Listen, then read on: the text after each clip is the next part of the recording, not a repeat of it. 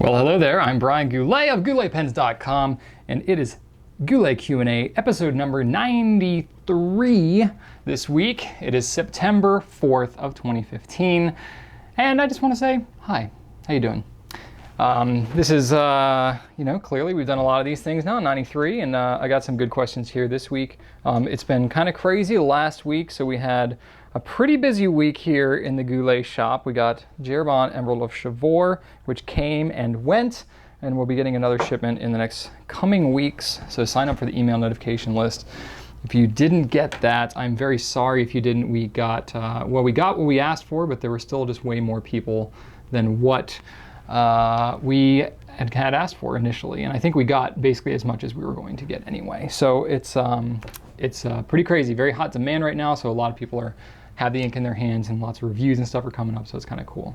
Feedback has been pretty good about it overall, so it's very exciting ink. And then also, what else we've been up to? We had TWSBI Eco restock here. So that's kind of cool. So we'll be getting some more of these. We still have some broads left as of right now, but we're going to be getting restocked on those in the next couple of weeks as well. Seems to be like every month we'll get like a major shipment of those.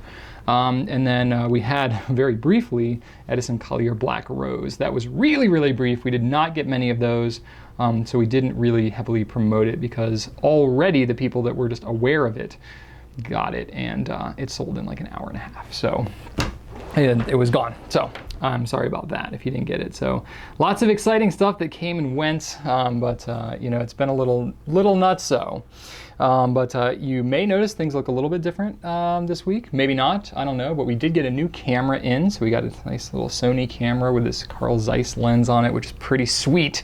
So Jenny and I are having a blast playing with some new technology. So that's pretty exciting because our old camera that we've been using, oh gosh, from the beginning, the early days of the Goulet Pen Company, finally just kicked the bucket.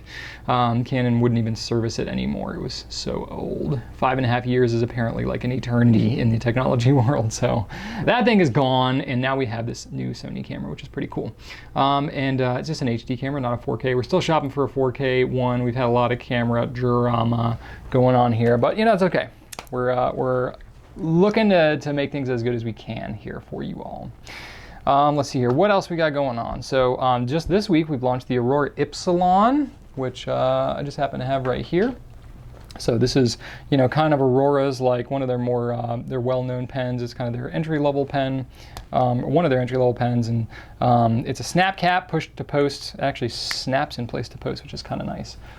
Several different colors, lots of different nib sizes, and the nibs are very toothy as well. So if you don't like the glassy, smooth nibs, these might be your tickets. And one of the most interesting thing about these, they are steel nibs, but they actually have a little bit of softness to them, which is not typical of most steel nibs. They are a little bit toothy, but the italic, it's a 1.2 millimeter italic, is actually rather crisp. And I know I've talked in Q&A before here about italic nibs, that how even if they're called italic for most pen makers, they're really stubs and they're pretty rounded and not very crisp. These ones are actually pretty darn crisp. The crispest italics I've ever seen coming directly from a pen maker, not having to go through like a custom grind Nibmeister kind of situation. So if you like toothy nibs and you like crisp italics, definitely check out these Ypsilons. So that's pretty cool. So it's not a new pen per se, but it's new to GouletPens.com. So pretty excited about that. I'll have a video coming out about that soon enough. And then also, I mentioned before, words kind of gotten out, but we are now authorized Visconti dealers. So that's pretty exciting because Visconti's been on my in my crosshairs for the last several years, and finally we've been able to kind of build a relationship with them. So it's pretty cool. So we actually got in our pens. It's gonna take us several weeks to photograph and Nibnook and Pen Plaza, and get video reviews and stuff like that, because we got to play with the pens and get to know them really well before we start selling them. So I have them, so I'll give you a little bit of a preview here, and with this fancy new camera, I can zoom in and show you what we got going on. One of them, this is kind of their entry-level pen. It's called the Rembrandt, so that's pretty cool, and I'll zoom in here to show you how sweet this pen is. So here is the Rembrandt. This is the purple one. This is one that Rachel chose for herself. So Visconti's got this pretty classic like clip here. It's a spring clip. It is a snap cap. It's a cartridge converter pen with a steel nib, but this is like one of the smoothest writing steel nibs that I think I've ever used. So it's a very smooth feeling pen, writes really great, posts well, and it's really kind of cool. It's got like a kind of a marbleized finish to it. Really nice color selection as well. So we'll have those on the site. I forget the exact price, but in the like mid to low 100s. So that's kind of cool. Another one that we're going to have is the Van Gogh, which comes in these kind of fancy boxes. Sorry, I'm zoomed in too much now. The Van Gogh, this is a self-portrait. They used to sell these only in a set, but now they have select colors that they're selling individually. So it's this cool kind of triangular box. And so it's got like different Van Gogh paintings. And then they actually have pens with the finish that matches the paintings. So it's a you know, a vegetal resin pen, and it's actually faceted. So it's very slightly faceted. I don't even know how much you can see that. We'll test the lens here and see how close we can get in. It's pretty darn close, but let's see if I can actually show you the facet from that far away. There we go, a little bit of the facet there. So you can kind of see it's very, very fine facets. But you know, this is a pretty cool pen, and this is also a steel nib, I believe, if I'm not mistaken. So I need to get to know these a little bit better. This is also a cartridge converter pen, but very cool. Nice looking pen. Good stuff coming from Visconti, and so I'll have more about that. And then we also have the Homo Sapiens, which is kind of like one of my grail pens, so I'm pretty excited to have that. This is the larger size, so it's in two sizes. The smaller size, the midi size, is right here. So this one's Rachel's and this one's mine. So the smaller size is a piston filler, and the larger size is a, they call it the power filler, but it's basically a vacuum filler. And these pens are made of, well, basically made of lava rock. So it comes from Mount Etna outside of Florence, and it's literally like, it's rock. So you can see it's got kind of an interesting texture. It feels a lot like a rubber or an ebonite. It's a natural material, so it's super hard, super durable, but it feels a little bit soft. So it's a very, very interesting material. And then the cap, what's cool about that is it's got this block threading. So basically it's like you push it down a little bit and then it twists in place and kind of locks in. So when you twist it, it's only like a quarter turn and then it comes off. And this has 23 karat palladium nib, which is actually quite soft and writes really nice. They call it the Dream Touch nib. And I get it because it really, really feels nice. So pretty excited about these as well.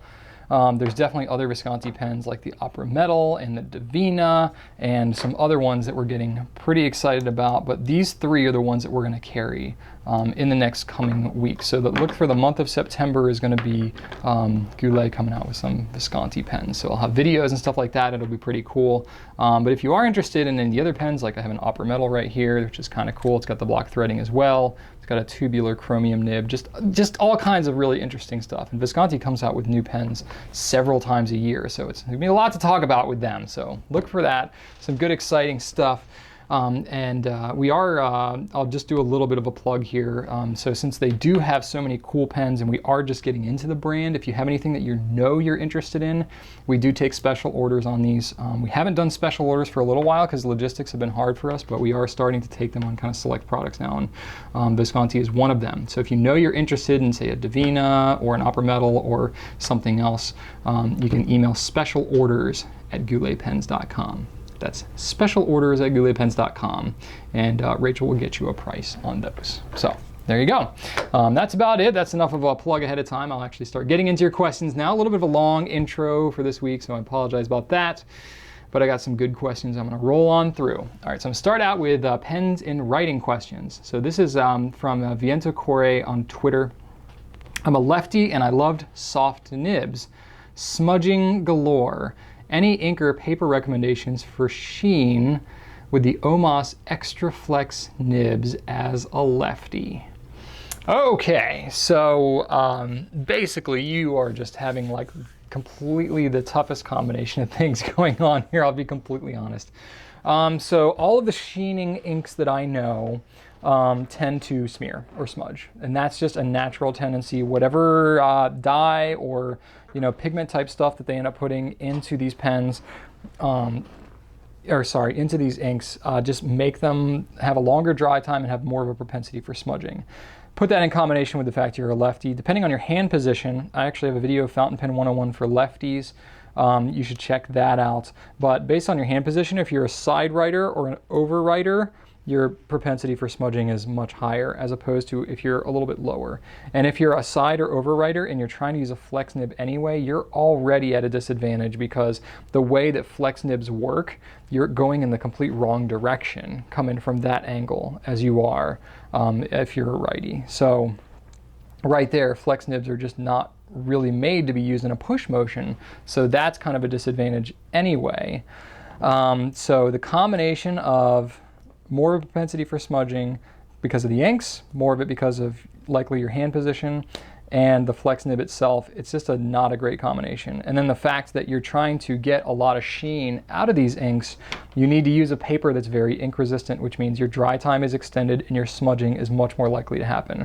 So it's really just the perfect storm of terrible things to cause smudging for you. So basically, you're kind of out of luck. And I hate to say that, but that's kind of the situation you're in, because what you need from your ink and paper in order to get sheen, literally the exact consequence is more smearing and longer dry time, which as a lefty is just puts you in an impossible position. So unless you're able to somehow adapt your hand position so that you're not going to smudge it, you just have to have a lot of dry time to get this combination, because basically if you go with a paper that is less absorbent, it's just going to kill the sheen on the paper. It's going to suck up the ink and it's not going to allow the sheen to come through.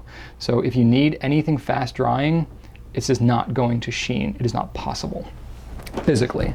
So check out the Fountain Pen 101 for lefties, and also check out soon, we're going to be coming out with a video of the top 10 sheening inks. Now, the inks that sheen really heavily have a long dry time. There's a couple I mentioned in there that don't have as long a dry time that you may be able to kind of experiment with, but in general, you're kind of just going for the perfect storm of stuff here. So that was kind of what I have there. So not a great answer for you, but maybe an explanation if nothing else. All right, Mark Z on Facebook asks, why does a pen need tipping material? And why is rhodium such a common material for that task? All right, so first, Mark, I'm going to give a little bit of clarification for you. Rhodium is not actually the tipping material. Rhodium is a plating that's used on the nibs to make them a silver color. So for example, when you have your typical nib, right? I have this Pelikan M800. So this Pelikan pen has gold, and it also has this non-gold color. Well, the nib itself is gold. It's 18 karat gold, and it's a yellow gold. So anything that's not yellow gold has some kind of plating that's over top of the yellow gold. So all the silver parts you see here, that's rhodium. That's a rhodium plating. It's an electroplating that's done on top of the gold to make it a silver color. That's what's going on with rhodium. Now, what I think you're trying to get at is the tipping material right here. That's called iridium. So it's a different type of metal, but similar kind of name, so I can completely understand. I'm not going to pick on you too much for that distinction, but it is important that I make that distinction. So rhodium is the plating that makes it silver. Iridium is the tipping material that is put on the top. And the reason that you have a tipping material, it's technically not pure iridium. It's usually an iridium alloy or some alloy that maybe even doesn't have iridium or has just a tiny bit of it, but that's what's very commonly been used in the past, iridium. It's a very, very hard-wearing metal. It's harder than gold and harder than stainless steel even. So that's why you see even a lot of stainless steel nibs will have the tipping material on it. Very few nibs don't have tipping material. Typically the only ones you don't see tipping material is stub or italic nibs in a stainless steel, because the tip is so broad that it's not going to wear that hard like it would. It still lasts years and years and years, and they do it for cost-saving reasons. But typically when you see gold nibs, it's almost always going to have tipping material on it. The reason they do that is because it's harder wearing. Basically, if you think about it, like when you're writing a pen on paper, feels smooth to your fingers, but if you look microscopically at it, it's very kind of rough and textured, and it's a very, very, very fine abrasive.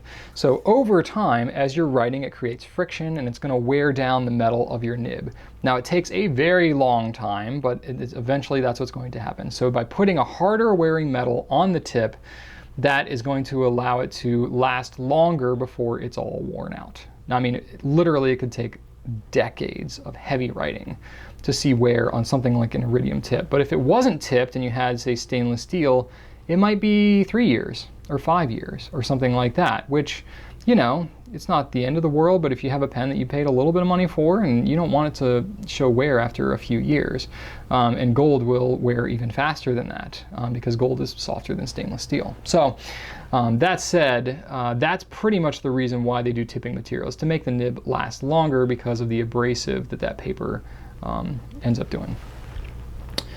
This question is from Angel A on Facebook. What could be some contributing factors to a pen's flow reducing? For example, notes during class and the ink gets lighter. Doesn't completely stop, just fades a fair amount. Okay, so it could be the ink. Some inks tend to shift in color a little bit from when they have been sitting in a pen for a while, particularly if they're sitting on their side or the nib's pointed down. That feed can get really saturated and be like really ready to go, and then you write with it, and then as you're writing with it, it's not flowing and filling that feed quite as much. And so it's more just kind of flowing straight through the pen, and so it could be a little bit lighter. Some inks, lesser saturated ones especially, might be more in that situation. Depends a lot on factors that you can't really know before you get into it, like the lubrication and stuff like that. Even the design of the pen may impact that a little bit. So that could be part of it.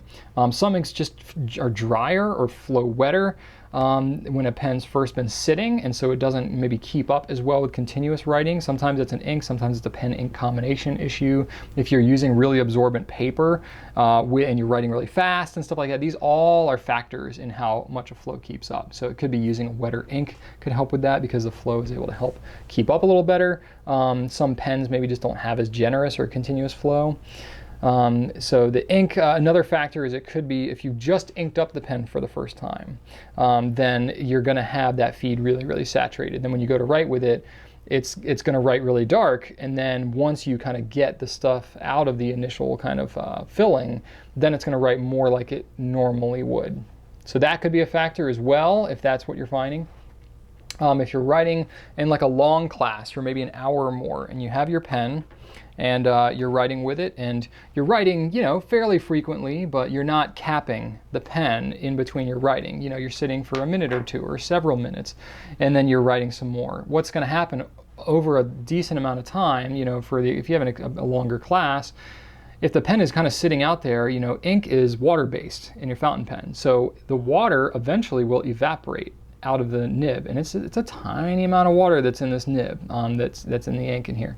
So if you're sitting out there and it's being exposed to air, it's kind of drying out a little bit, and then you might write with it and it'll be okay, and you kind of write with it and then it kind of dries out a little bit more, and you know, depending on your frequency of writing and how often you're capping and the design of the pen and a lot of different factors, what could eventually happen over the length of that class or maybe several classes is as the water's kind of evaporating out, you're left with a little bit less of a concentrated, or yeah, I guess you're having more of a concentrated dye ink solution that's in here, which is going to flow not quite as wet. So that could be part of it. And also it could just be like as it's kind of drying up, you could have some like kind of crusty buildup stuff that could happen in here. If you take your pen and you just kind of leave it sitting out for a long time, you're going to see that the ink is going to start to kind of like crust up a little bit and stuff like that because it's just drying out in the pen. So that could be a factor. It's hard for me to say that like, yeah, that's definitely happening, but it could be a factor for you. But that could be part of it. And then it also could be the paper as well. So, you know, most student grade paper is not fantastic. So like I mentioned, it could be really absorbent and it has affecting the flow, or it could be that you're getting paper fibers that are kind of like getting lodged up in the nib, which could kind of build up in there and slow down the flow. Because it works, ink, you know, fountain pens work by capillary action. And if I pull the nib and the feed out of a pen here, and there's this very, very thin channel here that allows the ink to flow down through it. So if you get paper fibers and dust and dirt and stuff like that that can collect just from use of the pen over time, that can clog up this little feed channel and then cause your flow to be restricted. So that could be a factor as well. That's why you want to clean your pen fairly regularly, even if you're not changing ink colors. That could be a factor. So just in general, I would say clean the pen. Try that first, see if that does anything. And then maybe try a couple different combinations of ink and see if it's a pen thing, if it does it like with all your inks, or maybe if it's just that one particular ink and so on. But honestly, as long as it's writing, it's really not a problem. It's just more of an aesthetic kind of thing. So hopefully that gives you a little bit of explanation, a little bit of context. I know I had to cover a lot of bases on that one, but it should give you some idea.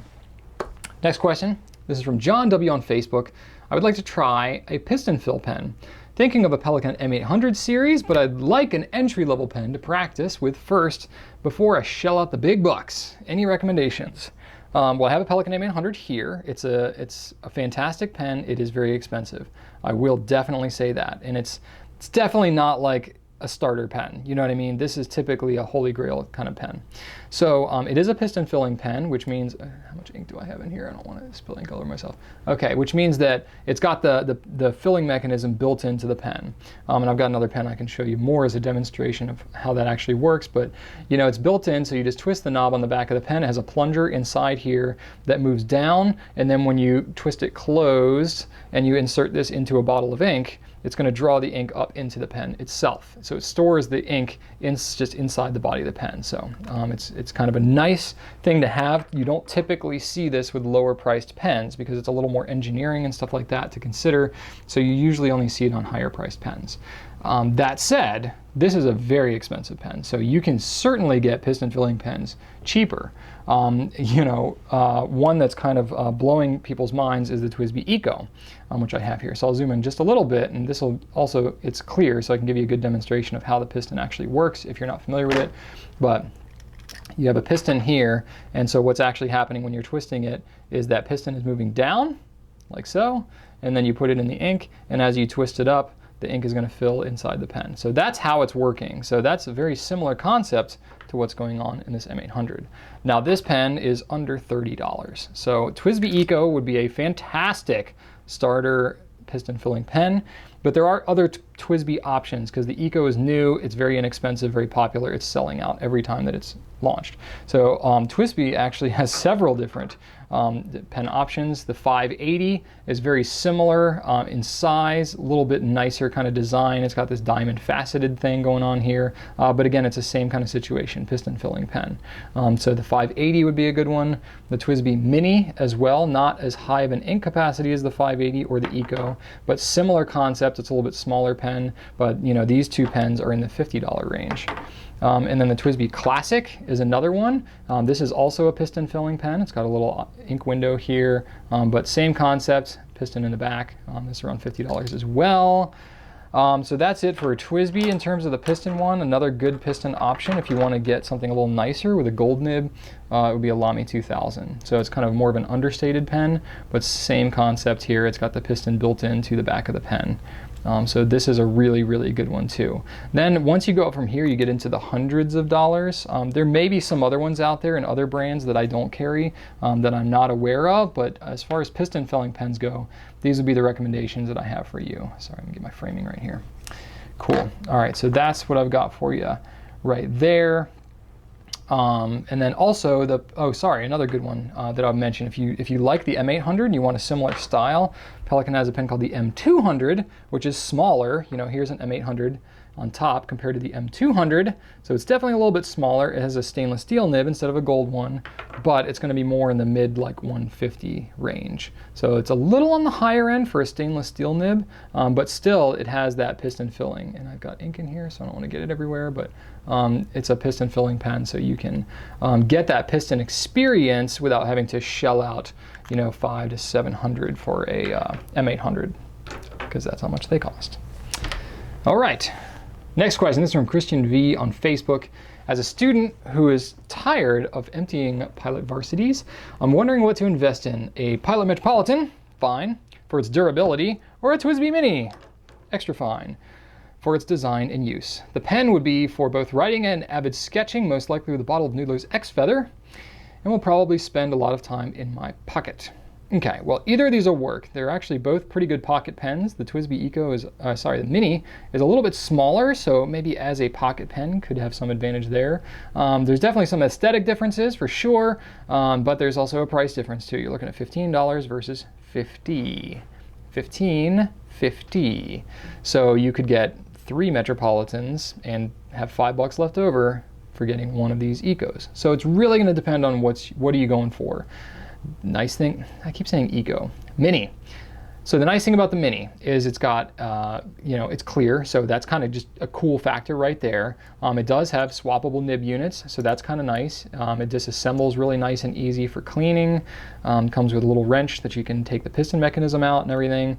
The packaging is really nice, which packaging on the Metropolitan is actually not too bad either. But it's a piston filler, so the ink capacity is going to be a little bit higher. Not drastically high. It is a small pen, so it's got maybe a 10 or 15% increase in ink capacity over the Metropolitan if you're using the aerometric converter. If you're using a Metropolitan with the piston converter, the Con 50, which doesn't come with the pen, but you can get one for it, ink capacity is a little lower, so that might be a consideration. But it does come with a converter, a little aerometric converter, which is a fairly decent ink capacity on this pen.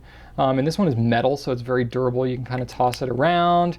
You're a student, so you might be in the situation where if you leave your pen out and, oh, I forgot my pen, you come back, boom, it's gone. Somebody's stolen it. I hear about that more than you would like to think, but it's not all the time. But definitely pens get stolen as a student. So having a pen that's a little less expensive and maybe having a couple extras as backups might not be a bad way to go. And even though you're talking about a fine nib versus an extra fine, the Metropolitan fine is finer than the extra fine. So it's a Japanese pen. They really do fine nibs well.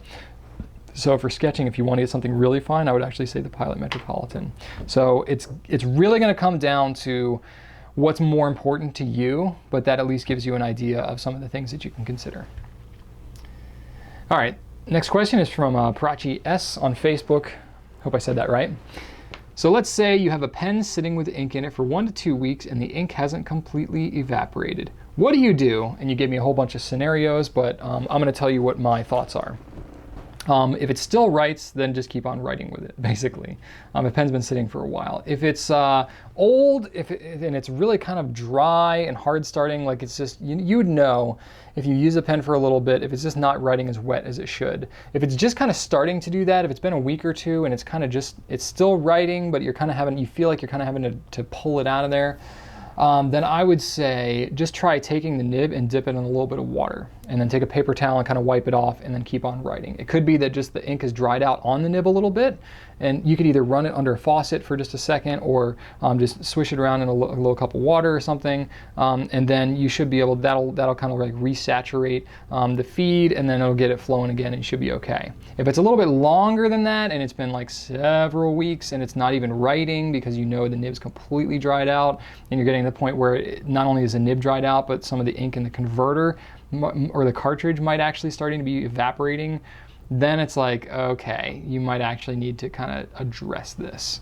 If it's been long enough where you can visibly see that ink is evaporated out of the pen, I would just dump it and go ahead and do a new fill. It's not that much ink that's going to be in there.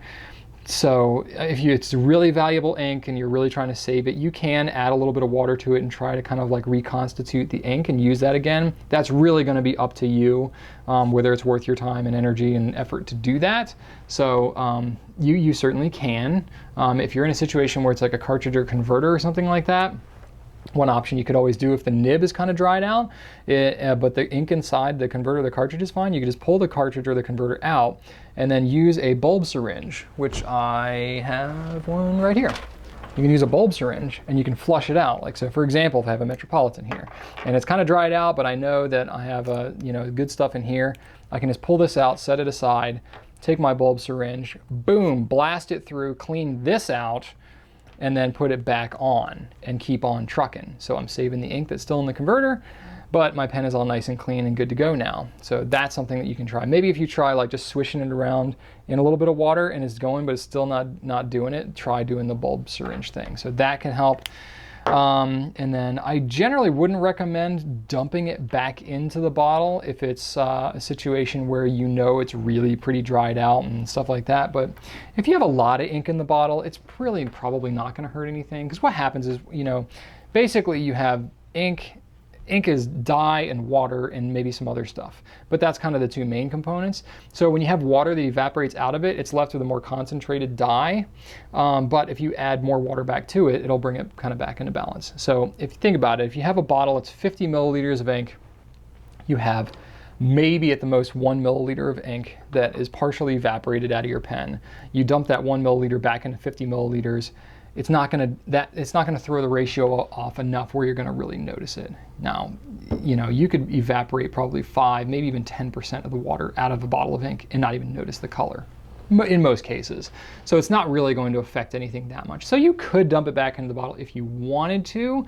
I would say if it's like dried out on the pen and kind of crusting up and stuff like that, I wouldn't really go dumping that back into my bottle personally, but that's really just me. So it's really going to be a personal preference, up to you. Cool? All right, let's go on to some ink questions, which I guess that was kind of an ink question. But anyway, this is from Twitless Dan on Twitter. I like your handle there, Dan. 5 best lubricating inks, preferably not Noodler's or Private Reserve. Okay, well, Private Reserve doesn't have any specifically advertised lubricated inks, but Noodler's does. So the Noodler's Eel series and the Polar series are all lubricated. So those, if you really want lubricated inks, are kind of good ones to go to, but if you want to stay away from those, that's totally fine. The only other brand that really advertises any type of lubricated feature that I can think of is Monteverde. They have what's called the ITF technology, and it's essentially a lubricant that basically the reason they designed it that way is so that it would not be as likely to dry out on the nib when you're writing with it. So it'll go for longer periods without drying out. That's kind of the thing. So in general, I'm gonna have to speak a little bit in generalities now, because basically without knowing specifically that something is lubricated, I'm kind of just left to going off of either my own experience or what's generally kind of talked about in the pen world as being wet writing inks, you know, and it's kind of subjective a little bit. But in general, Aurora inks are very wet. So black and blue Aurora, I don't know particularly what kind of lubricants are in there, but they are very wet. So check those out. Diatramentis inks, they have a very extensive line, and the document inks are not you know, lubricated per se, but their conventional inks are all really pretty wet. So in general, you could pretty much be safe going with Diatramentis. Diamine is kind of hit or miss. They've got some that are wet, some that aren't as wet. But I know that there's some, so maybe explore some of the diamine, particular colors you're looking at, and read some reviews. And Pilot Shizuku are generally kind of referred to as being pretty wet and fairly lubricated as well. So those might be ones you want to check out. Just look at the brand, check those brands out, look at individual colors that strike your fancy, and then maybe see some, if you can Google them, see some reviews or read the product reviews on gouletpens.com, and you can kind of see how people are talking about them. Then you can always get a sample of it, try it yourself, see if you really like it, and then go from there. But I don't have like 5 best lubricated to exactly say like what you were asking. So I had to speak a little bit in generalities there. John B on Facebook asks, is there a pigmented gray ink for fountain pens? If not, can one be made by diluting a pigmented black ink, such as platinum carbon black? If not, then can one make mixed pigmented blue and pigmented black ink to make a pigmented gray ink? There's not a pigmented gray per se that I can think of. I've never really tried diluting carbon black. But I don't see why you couldn't try it. If you dilute a black ink, it will make it gray. So that is something that you can certainly try out. If you are mixing together a blue and a black, you're going to end up with a blue-black or a navy color. It's not going to really be gray. So that I don't think is going to be the route for you to go. I mean, it could be fun for you to experiment and just see what kind of versions of a blue-black you could get, but it's not going to give you kind of a pure gray that you're looking for. That you just need to dilute a black ink. So you might want to try doing that. And I would say, you know, if you're not particularly in need of the pigmented aspect, if you're really just going for a permanent ink, there are some non-pigmented permanent gray inks that you should check out. Diatramentis Document Ink Fog Gray is quite steadfast and is a nice gray. And then Noodler's Lexington gray is also really nice. That one shades really well. You know, it doesn't have a propensity to kind of feather and absorb quite as much as the document fog gray, but still very permanent as well. So if you're not needing the pigmented aspect per se, the UV resistance, light fastness aspect quite as much, then I would check out those other two. Forgive me, I'm gonna take a sip of water. I guess somebody's buzzing me here. Okay. Oh, Sean Newton is doing a periscope. All right. Ricky J on Facebook asked, I want to use an ink on cream Tomoe River paper journal for a diary entry and wanted to give it a vintage look. I really like Diamine Autumn Oak and Noodler's Apache Sunset. Unfortunately, both of these inks are not in stock for the Goulet Pen Company or Wonder Pens. That's because we're getting shorted. Is there any other ink that you suggest that can give the vintage look and lots of shading? Also, what green ink with lots of shading do you recommend? Okay. I would consider going with, if you really want a good vintage look, personally, I always prefer kind of a brown, a lighter brown or a sepia color, kind of like a faded like tea kind of color. So I've got some good suggestions of some good shading, antique looking inks. So check out, I'm gonna give you a big list so you can check it out on the blog and get direct links. Diamine Golden Brown, Noodler's Golden Brown, Private Reserve Sepia, Jeroboam Lee de Tay, Diamine Ancient Copper, and if you want to go for more of like an orangey color, Noodler's Habanero or Cayenne are both good alternatives to Apache Sunset. Not quite as intense as shading, but still good alternatives. In general, let me touch real quick on the Autumn Oak and Apache Sunset. We are getting shorted pretty heavily on some Noodler's inks right now. So we have plenty of Apache Sunset on order. We're trying to get more in, but Nathan is just, you know, really behind. So we're just not getting the ink right now. As far as greens go, I would check out Noodler's Green Cactus or Green Cactus Eel if you want a lubricated version of it, but I would maybe try Green Cactus first. Rohrer & Klingner Alt Goldgrün, which is a really kind of an olive, like an army green color, which is kind of cool and shades nicely. Private Reserve Blue Suede, it's not quite as a green, it's more of a blue green, but it's also cool and shades well. And then just straight up Noodler's Green, shades pretty nicely as well. So you can try those out. All right, Marina M on Facebook, what's the difference between an ink being classified as iron gall and bulletproof or eternal in the case of Noodler's inks? I know all these terms indicate that the ink in question will be a permanent one, correct? But is this something I should be paying attention to when shopping for a permanent ink? For example, do Noodler's Bulletproof Eternal inks have any advantages, disadvantages compared to the Styrian Iron Gall inks, and vice versa? Finally, will it make any difference in terms of cleaning? Iron Gall versus a Bulletproof or Eternal. Okay, so the Bulletproof Eternal thing is Noodler's term.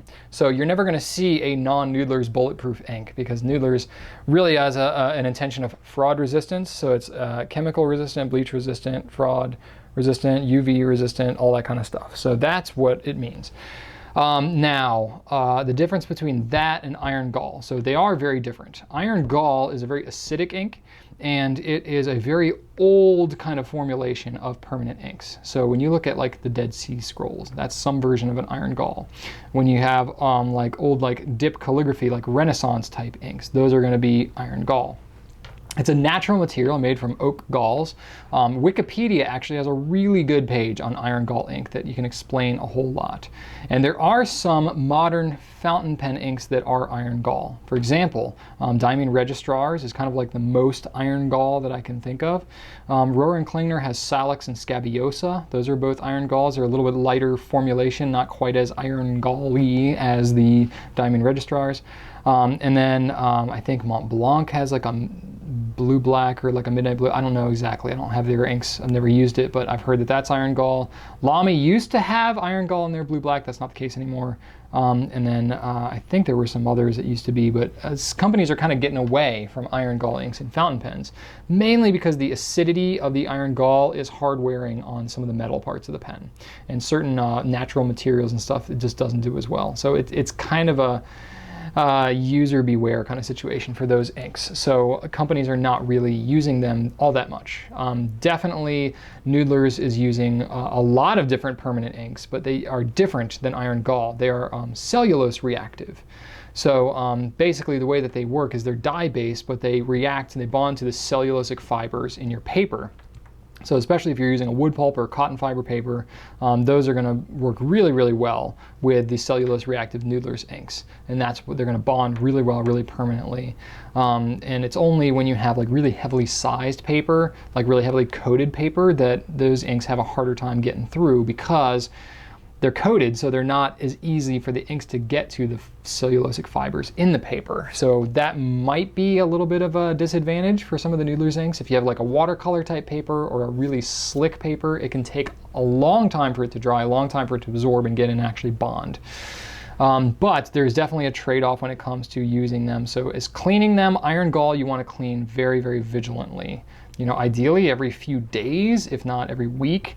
And especially if you have a pen that it tends to dry out a lot, you don't really want those inks to dry out in your pen very much. So you want to keep them clean really diligently. You don't want to leave them sitting in your pen for a long period of time. And the Noodlers inks, though, are different. They're much more conventional ink, a lot safer, if you want to call it that. So you don't have to be quite as careful because it's, you know, unless you're dealing with a true cellulosic pen, like a wood pen or like a pure celluloid pen, like you wouldn't want to eyedropper convert a celluloid pen with these Noodlers permanent inks because celluloid is a cellulosic material and it's going to bond and you wouldn't want to stain your pen. So you just want to be careful about certain types of pens and certain types of inks and stuff like that. But I can't say that using an iron gall would be a particularly great idea in a celluloid pen either.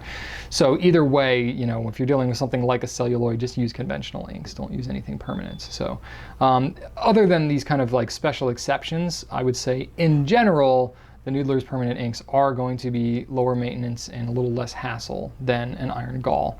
But iron gall inks are not exactly prevalent anyway, so in general, your selection for colors and stuff are going to be better with the Noodlers, but hopefully that helps you out.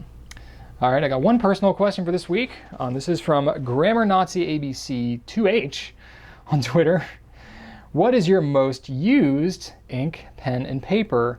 Also, what is your favorite ink, pen, and paper? Okay, so the most used ink, pen, and paper, I use a lot of everything, so it's kind of tough. Like, for example, just started carrying Visconti, so I'm using a lot of Visconti right now. I want to get to know it. I've been using Aurora. I want to get to know that.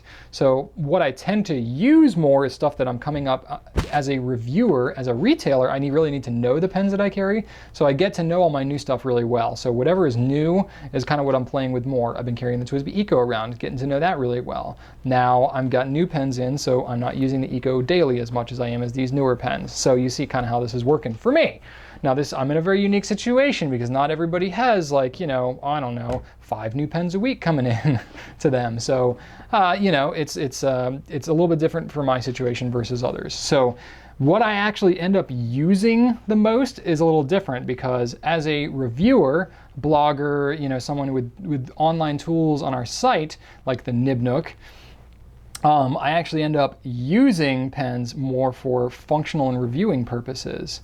And then as I'm using them personally, I kind of just dabble and change things a lot. But for consistency's sake, I have certain pens that I stick to in ink and paper and stuff like that. So as far as ink, Noodlers Black would be my most used one. Like I have I've gone now through this is my second bottle of Noodlers Black. You can see here I'm more than half done with it that I've used because I have the Nibnook tool on gouletpens.com. So I do writing samples. Noodlers Black is by far the single most ink that I've used the most because I standardized on that years ago when doing that tool. So whenever I have new pens and I'm trying it out, that's my kind of go-to because I know how it feels, I know how it acts, and I can tell just by how it performs when I'm using a new pen for the first time how that's going to do. I do the writing samples in the Nibnook. I know the line width and stuff because the ink and paper is very consistent. So that pretty much takes care of that. And then when I use things personally, it's just all over the place. I love trying new inks. The pen would have to be, oh, I forgot to even grab it. I have a blue Lamy All-Star that I end up using for ink reviews. I've used that quite a bit. And, oh boy, where is my All-Star? Oh, it's down here, it's inked up. So, here we go. Boom, this is the one right here. So it's ocean blue, just looks so good, doesn't it? So I end up using this. I got a little Emerald of Chivor in here right now. So did a review on Emerald of Chivor, and so that'll be coming out at some point.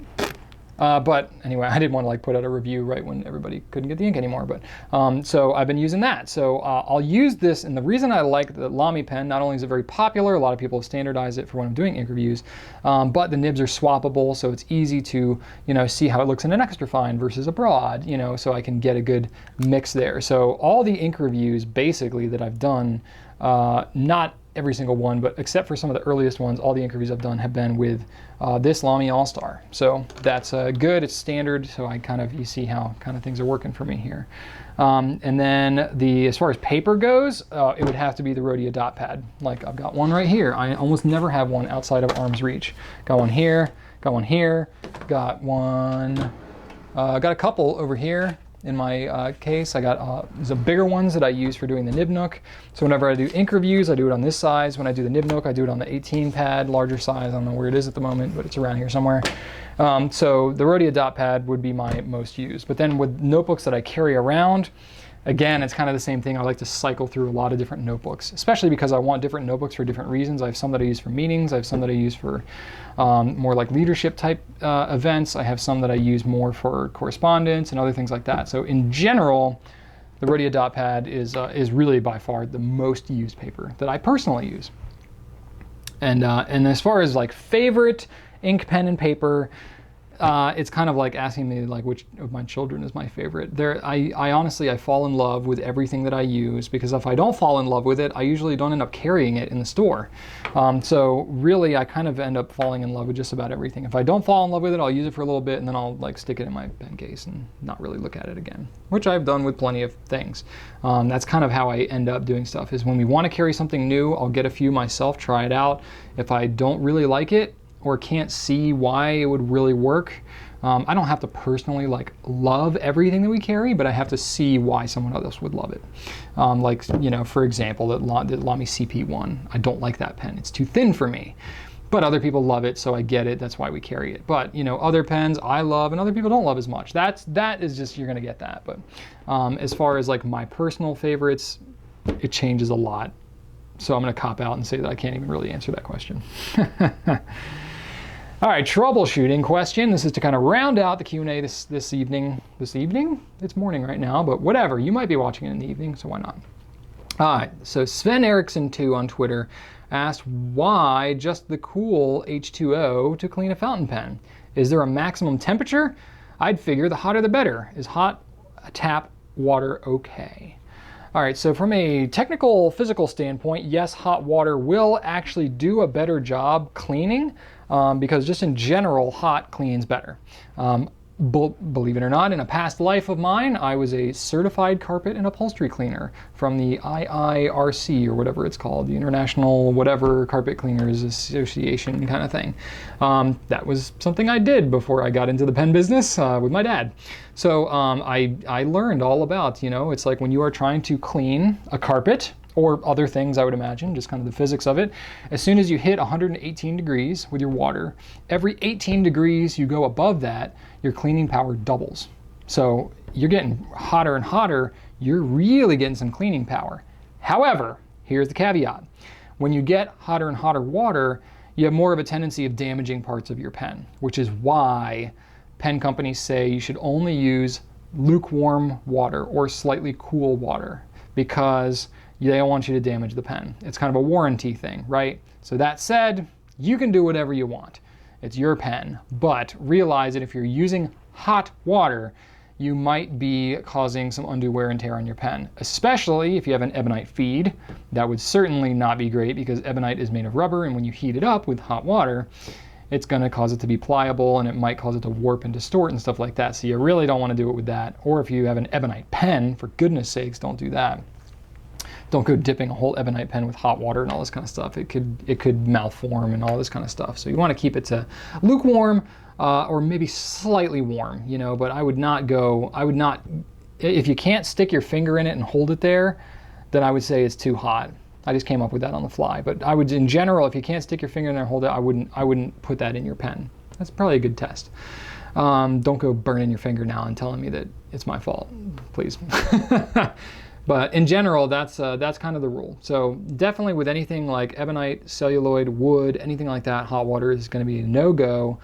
Any vintage pens you have that might have pieces and parts that are like a sack that's glued with shellac or some other type of adhesive or something like that. Shellac, when you heat it up, it melts and then it will pull off. So if you have a vintage pen and you're using hot water, your pen could literally like fall apart if you're using it with hot water and the glue or the adhesive or whatever is going on comes unbonded. So that is another reason why you wouldn't want to do it. So it's my recommendation to always use just kind of lukewarm water when you're doing it. Cool. Well, that's it for this week. So thank you all. It's been a pretty good Q&A. I got a question of the week for you this week, which is going to seem so hypocritical, but it's I'm curious to know, what is your favorite pen, ink, and paper? Top favorite. I totally copped out and didn't even give you an answer, except that it's basically kind of like whatever is the latest thing I'm using at the moment. But I'm curious to know, what is yours with all your experience, or maybe things that you've tried that you're looking to get but haven't gotten yet. Whatever route you want to go with it. What is your number one favorite pen, ink, and paper? So go ahead and answer that in the comments on YouTube or on the blog. I'd love to hear what that's all about and get some good conversation going on. It's always interesting to read your stuff that you have going on. So that's it for this week. I'll be back next week as well for episode 94 and just kind of answering more questions. So be sure to ask any that you have on YouTube or on Facebook or Twitter or the blog or wherever you want. We try to like scoop up all the questions that we can. I know I missed a couple on YouTube this week, but maybe I'll be able to scoop them up for next week. So been getting a lot of good questions. We've got a good flow going on, so I really appreciate y'all asking and engaging and stuff like that. It's really kind of cool. So that said, look for some cool stuff to be coming out from us. We'll be talking about, Visconti and other things more. If you have any questions about that, just let me know. Also, be sure to hit me up on Twitter. You can hit up Goulet Pens on Twitter, but I've also got a personal Twitter handle, Brian Goulet _ I had to put the underscore because somebody else had Brian Goulet already, and they don't even tweet. How about that? They've like never tweeted anything, maybe like once or twice. But anyway, what are you gonna do? So Brian Goulet _ hit me up on Twitter or on Periscope at Goulet Pens. I've been periscoping pretty regularly, so that's kind of cool. So it's a good live stream, like kind of Q&A format for Periscope. So you can check out. as I'm testing out some pens and stuff like that, I'll be doing more Periscope. So that's kind of cool. So that's it for this week. I hope you enjoyed this video, and be sure to check out gouletpens.com for all these questions that I asked. Subscribe on YouTube. Follow us on Facebook, on Twitter, on everywhere, on Instagram. We're in lots of different places, so be sure to try to keep up with us however you can. Thanks so much for watching, and right on.